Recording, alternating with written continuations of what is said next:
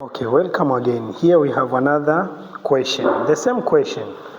Write each of the following repeating decimal using a bar or dot notation. Tutaonyesha au tutaiandika hii repeating decimal, namba zenye kujirudia kwa kutumia njia ya bar au kwa kutumia njia ya dot, lakini sisi tutaonyesha njia zote mbili. Namba yetu ni 0.123. Baada ya 123 ikarudia tena 123. Baada ya hapo 123, kumaanisha kwamba 1, 2 na 3 ndo namba ambazo zilikuwa zinafanyaje jirudia. Kama utaandika kwa mfumo wa bar, utaandika 0. Utaandika namba zako ambazo zinajirudia ni 1, 2 na 3. Kwa kuwa tunatumia bar, tutachora bar kuanzia kwenye namba 1 mpaka kwenye namba 3, kuonyesha namba zote 1, 2 na 3 ni zenye kujirudia. Lakini kama utatumia njia ya dot, njia ya dot utakayotumia utaandika vile vile 0.123. Kwa kuwa namba zote tatu zinajirudia 1, 2 na 3, hatuna haja ya kuweka doti kwenye namba zote tatu.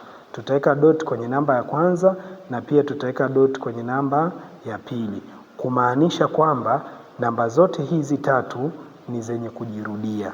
Kwa hiyo hapa tutakuwa tumeandika hii namba yetu kwa mfumo wa bar na mfumo wa dot. Kwa kuwa swali lilikuuliza uandike katika mfumo wa bar au dot, utachagua njia ipi ni nyepesi ulioielewa. Lakini part D alituambia ni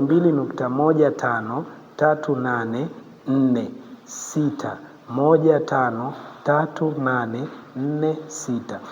Angalia hapa kuna 1, 5, 3, 8, 4, 6.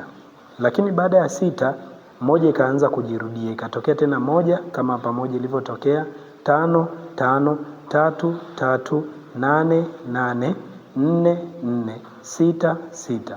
Kuonyesha hizi namba zinajirudia kuanzia kwenye 1 mpaka kwenye 6.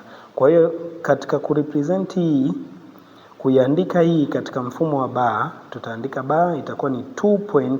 Namba gani inajirudia? 1, 5, 3, 8, 4 na 6.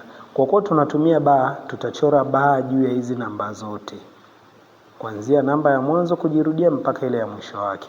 Hiyo ni bar notation. Lakini ukija kwenye dot notation, tutaandika hivyo hivyo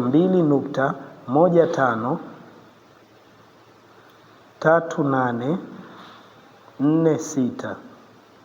Tukiwa tunaandika kwa mfumo wa kutumia doti, hatuna haja ya kuweka doti kwenye namba zetu zote.